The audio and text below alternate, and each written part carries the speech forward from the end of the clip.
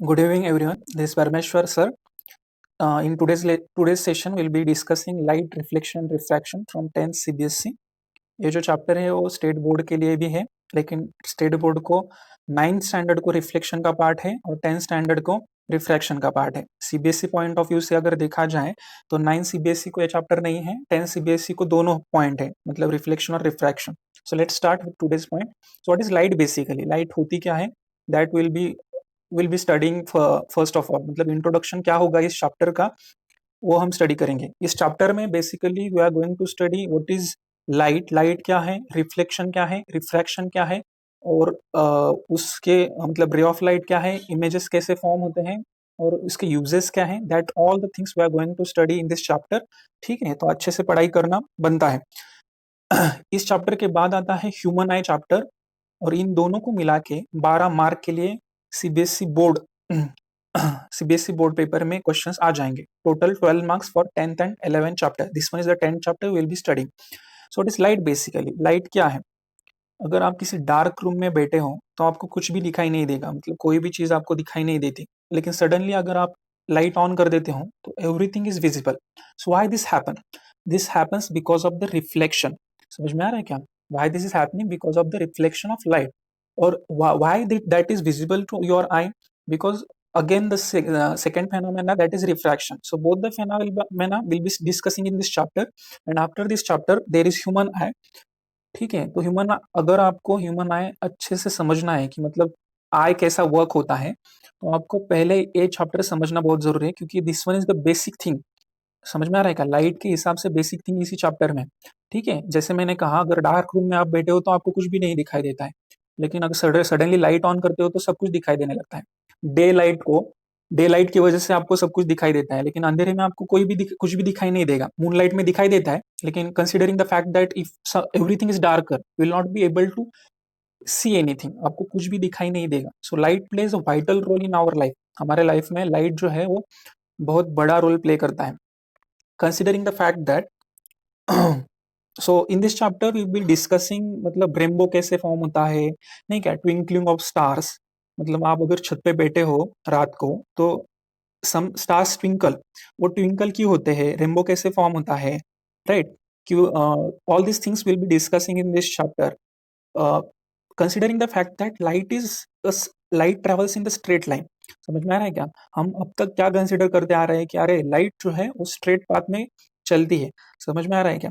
Light जो है वो स्ट्रेट पाथ में चलती है, लेकिन 1920 में, मतलब 100 साल पुरानी चीज है ये, कि वह उधर मतभेद थे कि लाइट क्या है, whether it is ray, what is ray actually. If it is travelling in the straight line we need to consider it as ray. हमें क्या कंसिडर करना पड़ेगा? इसे एक रे कंसिडर करना पड़ेगा। लेकिन अगर देर वर मतभेद, मतलब मतभेद थे साइंटिस्ट में कि यार ये रे है, वेव है, या फिर it is made up of particles. So right now they have made up their conclusion. Conclusion क्या है कि light is mean to be found by some particles, particles के फॉर्म है, और अगर आप कंबाइन करते हो तो एक वेव का फॉर्म तैयार होता है। Considering the fact that diffraction वगैरह बहुत फेनोमेना है, that will be discussing afterwards. हमें कंसिडर करना पड़ेगा कि एक वेव है ये। ठीक है, till now we need to consider this as a ray. हमें क्या कंसिडर करना है? इसे एक रे के हिसाब से कंसिडर करना है, क्योंकि हम बहुत ज्यादा रे डायग्राम्स वगैरह इस पूरे चैप्टर में ड्रॉ करने वाले हैं। So for the fact, for this for the better understanding we need to consider that light is a ray that travels in the straight line. वो क्या होता है? स्ट्रेट लाइन में ट्रेवल करता है।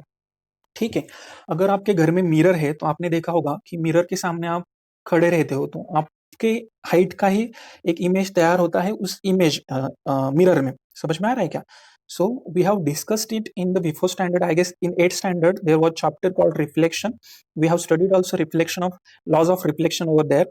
सो I need you to recall this laws. Okay, so basically मैं बाद में बता ही दूंगा कि वो लॉ क्या थे। अगर आप आपके घर में जो मिरर है उसके सामने खड़े रहते हो तो आपको आप ही की हाइट का, मतलब आप ही के जैसा एक आदमी मतलब अंदर दिख जाएगा। So what it means actually, वो जो है वो वर्चुअल है, that is not real, and that is erect और upward.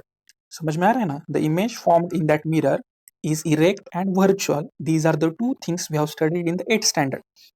Also, we have studied two laws, that the reflected ray and the incident ray and the normal all lie in the same plane. This was the first law. And the second law was the angle of incidence and the angle of reflection is equal. So these are the two laws we were discussed in 8th standard.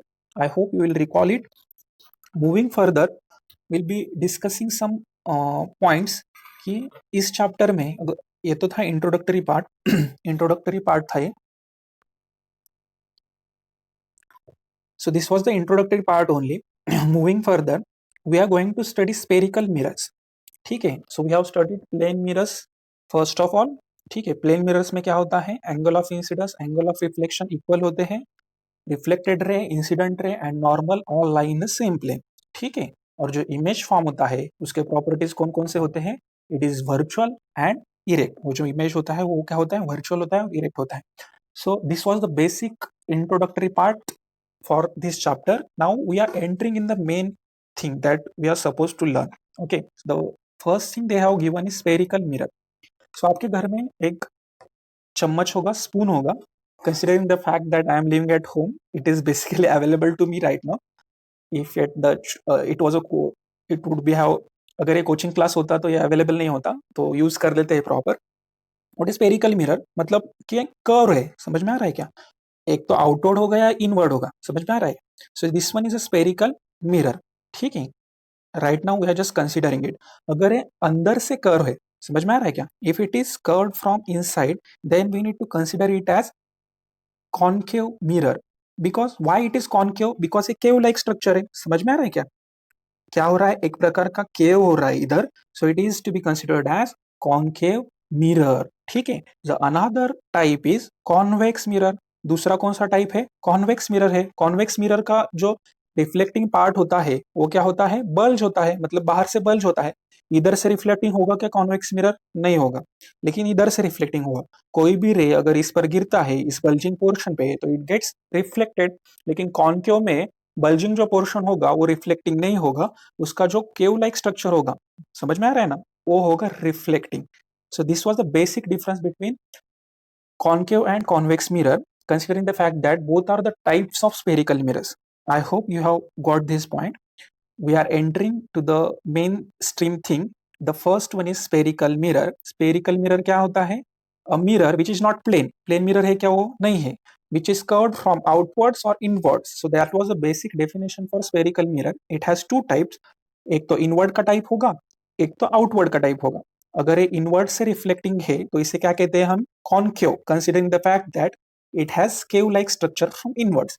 अगर ये reflecting है outward से तो इसे क्या कहते हैं हम, convex mirror, considering the fact that it has the reflecting part outwards और बल्जिंग. ठीक है. I hope you have got this. I will show you the exact diagram how it looks like, कैसे दिखता है वो बताता हूं मैं तुम्हें आप सबको. सो बेसिकली ये जो पार्ट है, ठीक है, so this one is actually a concave mirror. ये जो ब्लैक पोर्शन दिखाया है ना उन्होंने, वो क्या है, नॉन रिफ्लेक्टिंग पार्ट है. सो अंदर से एक रे आ जाएगा और वो रिफ्लेक्ट हो जाएगा, इस पर गिर जाएगा और वो रिफ्लेक्ट हो जाएगा. ठीक है. And this figure is for convex mirror. रे आ जाएगा और वो रिफ्लेक्ट हो जाएगा. बल्जिंग पोर्शन किधर है, बाहर से. समझ में आ रहा है क्या. So this was the basic diagram that they have shown. उन्होंने क्या किया है, एक डायग्राम के जरिए हमें बताने की कोशिश की है कि कौन सा जो मिरर है वो कॉन्वेकेव है और कौन सा मिरर जो है रिफ्लेक्टिंग है. समझ में आ रहा है क्या. एज आई टोल्ड यू, मैंने जैसे आपको बताया था कि कॉन्केव जो मिरर होता है उसका जो स्ट्रक्चर होता है अंदर वाला, ठीक है, वो होता है रिफ्लेक्टिंग. कॉन्वेक्स मिरर क्या हो जाएगा, जो बाहर वाला स्ट्रक्चर है, समझ में आ रहा है क्या, ये वाला, वो हो जाएगा रिफ्लेक्टिंग. ठीक है. That's it. मैंने कुछ डायग्राम्स निकाले हैं, आपको अच्छे से समझ में आ जाएगा with the help of those diagram.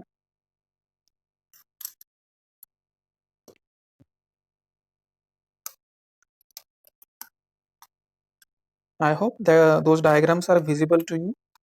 Diagrams अच्छे से विजिबल है. So basically this one is concave mirror. ये क्या है, कॉनकेव मिरर है. ठीक है. कॉनकेव मिरर में क्या होता है, अंदर का जो स्ट्रक्चर होता है वो क्या होता है, केव लाइक स्ट्रक्चर होता है, और जो बाहर का सरफेस है वो नॉन रिफ्लेक्टिंग है। अंदर के सरफेस में अगर एक रे आ जाता है, समझ में आ रहा है क्या, तो जो वो इस पर गिरेगा और वो क्या हो जाएगा, रिफ्लेक्ट हो जाएगा, ठीक है। लेकिन बाहर से कोई अगर रे आता है उस पर, तो सरफेस कैसा है बाहर का, नॉन रिफ्लेक्टिंग है, रिफ्लेक्शन होगा क्या, नहीं होगा, ठीक है।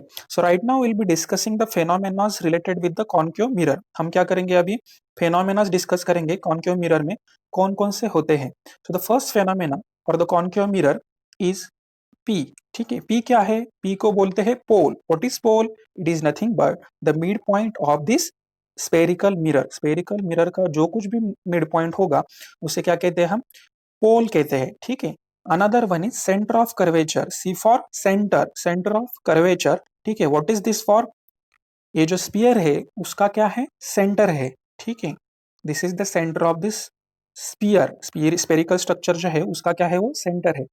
Another point is F, F for focus, ठीक है, ठीक है। मतलब जो भी लाइट्स आ जाएंगे, लाइट रेज आ जाएंगे, रिफ्लेक्ट होने के बाद वो it is imagine to be a part of one single point, एक पार्ट में से जाते हैं, ऐसे इमेजिन किया जाएगा, ठीक है। उस पॉइंट को क्या बोलते हैं हम, फोकस बोलते हैं, ठीक है। And the distance between this and the point on this mirror इस distance is known as radius of curvature. इस डिस्टेंस को क्या कहते हैं हम, radius of curvature.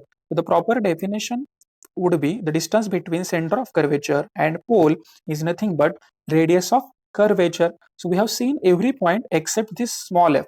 Small f छोड़ के हम सारे के सारे पॉइंट डिस्कस किए। So what is this small F, small F is nothing but focal length. बहुत से स्टूडेंट्स को लास्ट तक पता ही नहीं चलता कि स्मॉल एफ और कैपिटल एफ में डिफरेंस क्या है। कैपिटल एफ मतलब क्या होता है, फोकस होता है, और स्मॉल एफ मतलब क्या होता है, फोकल लेंथ होता है। समझ में आ रहा है क्या, स्मॉल एफ का मीनिंग है focal length. So here's focus is the mid point of centre of curvature and pole. समझ में आ रहा है क्या, what is the difference, sorry the distance between centre of curvature and pole is nothing but radius of curvature. ये total distance क्या है, radius of curvature है, और इसका जो मिड पॉइंट है उसे क्या कहते हैं हम, फोकस कहते हैं।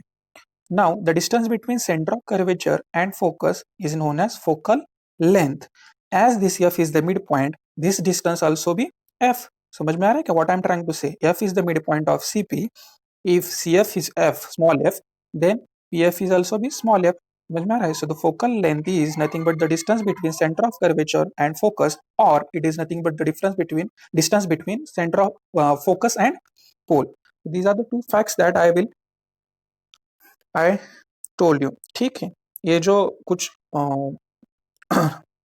नाम है इसके रिलेटेड आपको ध्यान में रखने पड़ेंगे। What is C, it is centre of curvature. What is P, it is nothing but the pole. ये क्या है, पोल है। पोल क्या होता है, जो रिफ्लेक्टिंग पार्ट है उसका ये मिड पॉइंट होता है। बाद में क्या आता है, फोकस आता है। फोकस क्या होता है, what is focus, it is a point on the principal axis and this line is principal axis. ये जो लाइन है वो क्या, कौन सी लाइन है, ये जो लाइन है वो क्या है, principal axis. The line travelling from centre of curvature, focus and pole is nothing but the principal axis. उस लाइन को क्या कहते हैं हम, प्रिंसिपल एक्सिस ऐसे कहते हैं। समझ में आ रहा है क्या, उस लाइन को क्या कहते हैं हम, प्रिंसिपल एक्सिस ऐसे कहते हैं। I hope you have got this. मुझे पता है आप सब लोगों को समझ में दिक्कत हो रही होगी। This is the first lecture, you will get used to all this things. आपको ये सारी चीजें जो है वो यूज टू हो जाएंगे। Let me revise this to again revise this again. So first thing, concave mirror. What is concave mirror?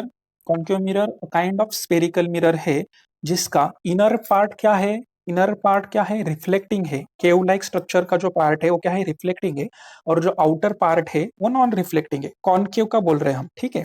So what we have studied in that, we have studied that if there is a sphere, imagine कीजिए कि एक sphere है आपके पास। Right now I don't have any sphere, consider this as a sphere, ठीक है। अगर हम इसको क्या करते हैं, कट करते हैं ऐसे, समझ में आ रहा है ना what I am trying to say. If I cut this sphere from a section में क्या करते हैं हम, कट करते हैं इसे, तो एक क्या हो जाएगा, एक पर्टिकुलर सेक्शन उस स्पीयर का हमें मिल जाएगा। समझ में आ रहा है क्या, so considering the fact that it has different things, समझ में आ रहा है क्या, मतलब कोई पॉइंट्स हो गए उसके, that they have referred to as center of curvature, pole, focus, focal length, radius of curvature, and all that thing.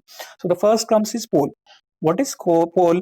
It is nothing but a midpoint of that particular section. जो कुछ section हमने spare से निकाला है उसका वो क्या है, मिड पॉइंट है।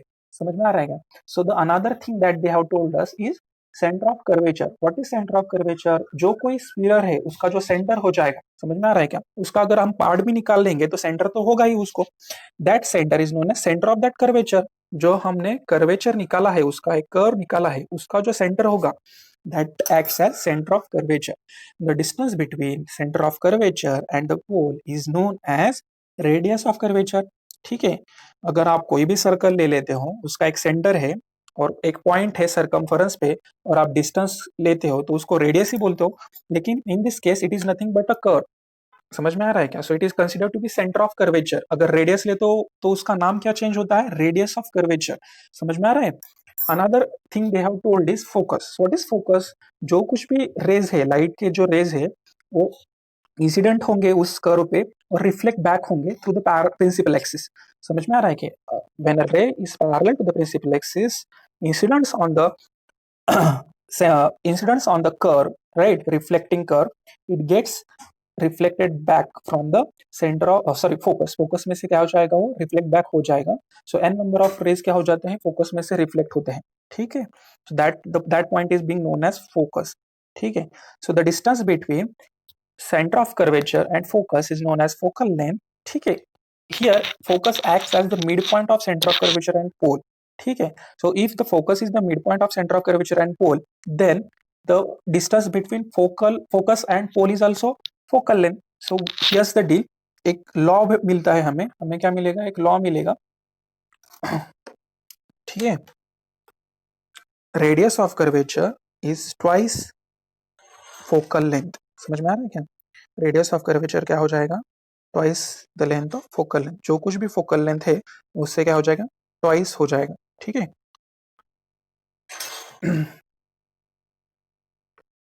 So thank you. Let's see center of convex mirror in the next lecture.